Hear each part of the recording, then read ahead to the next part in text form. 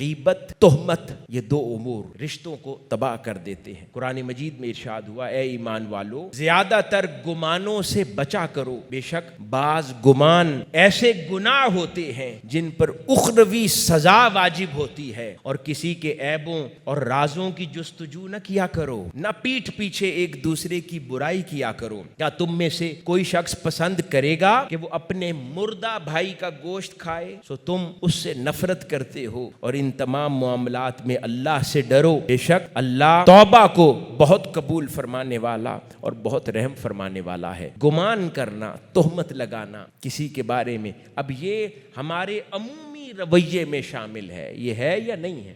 ہمیں کسی بات کا پتہ نہ ہو، سب سے پہلے خود اس سے پوچھے بغیر کسی کے بارے میں گمان کر لیتے ہیں، کرتے ہیں یا نہیں کرتے؟ دور بیٹھے گمان کرتے ہیں۔